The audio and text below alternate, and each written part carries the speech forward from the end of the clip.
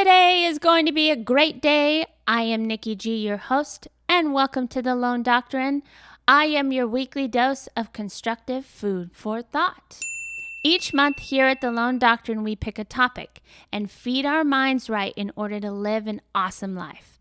I'm sure you've heard the saying, happy mind, happy life. If you're just tuning in, I encourage you to go back into the archives. We have hours upon hours of food for thought, and even if you've listened to past episodes, this type of subject matter is the gift that keeps on giving.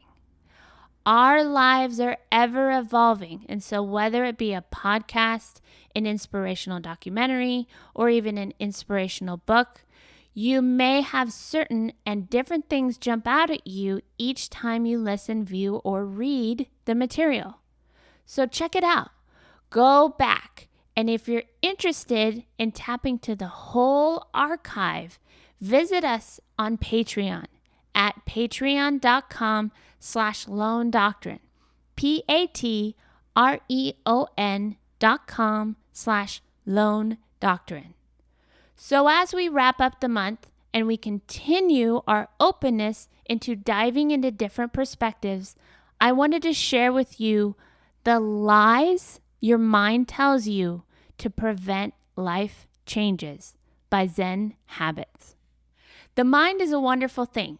It's also a complete liar that constantly tries to convince us not to take actions we know are good for us and stops many great changes in our lives.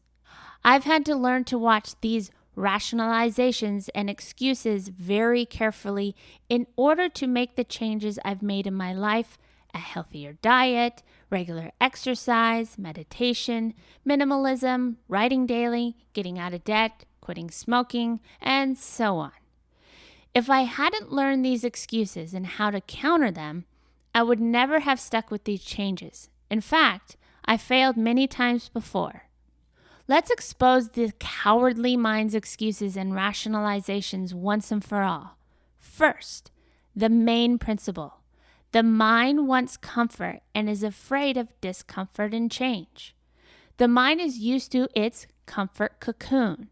And anytime we try to push beyond that comfort zone very far or very long, the mind tries desperately to get back into the cocoon at any cost, including our long-term health and happiness. Okay, so with that in mind, let's go into the excuses. Here's one of the biggest excuses I hear the most. I can't do it. It seems too hard, so we think we can't stick to the change. We don't believe in ourselves.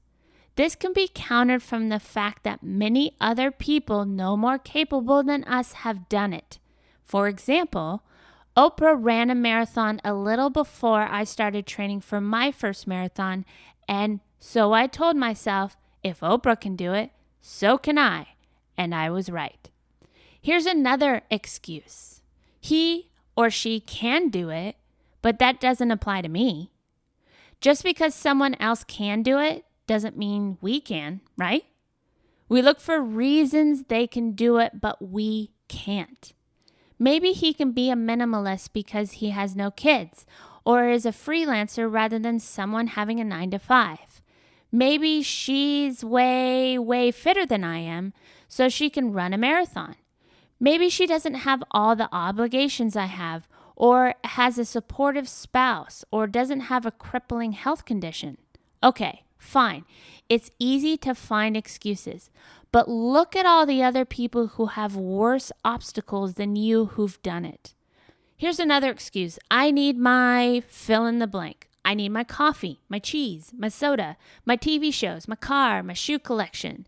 These are all things we convince ourselves we can't live without. So we can't make a change like becoming vegan or eating healthier or unschooling our kids or simplifying our lives or going car-free. And I've made these excuses myself, but they all turned out to be lies. I didn't need any of that. The only thing you really need are basic food, water, clothing, shelter, and other people for social needs. Everything else is not an actual real need. Here's another excuse. Life is meant to be enjoyed. Sure, I agree with this statement, as many of us would, but the problem is this is used to justify all kinds of crappy behavior. Excuse me for the language. Earmuffs. Might as well scarf down those Doritos and Twinkies because, hey, life is meant to be enjoyed, right? No. You can do without junk food and still enjoy life. You can exercise and enjoy it. You can give us pretty much anything and still enjoy life. You can give up pretty much anything and still enjoy life if you learn to see almost any activity as enjoyable. Here's a big one. One time won't hurt. This is so tempting because it's kind of true. One time might not hurt. Assuming, that is, that it's only one time. One bite of chocolate cake. One missed workout. One time procrastinating. Unfortunately, it's never actually just one time. One time means your brain now knows it can get away with this excuse. And then the next one time leads to another until you're not actually sticking to something. Make a rule. Never ever believe the one-time excuse. Here's something I hear all the time. I don't feel like it. Well, true. You don't feel like working hard. Who does? Letting the rule, I'll do it when I feel like it, dictate your life means you'll never write that book, never build that business, never create anything great, never have healthy habits. Create a plan that's doable and execute it. When the rationalizations like this come up, do not believe them. Everyone is capable of doing hard work even when they're not in the mood. Everyone can overcome their internal resistance. Everyone has it. My hand is raised. There are days where I have to make sure I don't use these excuses that I've listed above and more. Otherwise, I ain't doing nothing, including not putting this podcast out for us to keep pushing forward together. So, what happens when your mind says, wouldn't it be nice to stop? This again is our mind wanting to run from discomfort. And of course, it's true. It would be nice to stop if you're pushing into a discomfort zone for too long. The thing is, the implication is that it would be better to stop because it would be nice. But that's a lie. It would be easier to stop. But often it's better to continue pushing forward. And here's one that we all face. And if you feel like you haven't faced it, you might not be honest with yourself. I'm afraid. Now, this is the most honest excuse there is. Most of us don't want to admit we're afraid to pursue something difficult. But it's also a Weasley way out of discomfort. Just because you're afraid doesn't mean you can't do something. You can. I've done tons of things I'm afraid of. Mostly creating things that I would be worried I'd fail at. And while the fear sometimes came true, I didn't do too well sometimes, the act of pushing through the fear was incredibly important, and I learned a lot each time. I've used all of the excuses hundreds of times, so don't think I've overcome them all. There's nothing wrong with being human. The key is to learn whether or not they're true and see the pattern, to be aware.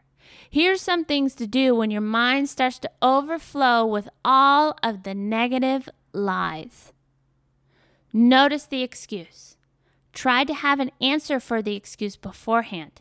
Anticipate it. If you give in, that's okay. But recognize that you're giving in to a lame excuse. Be aware of what you're doing.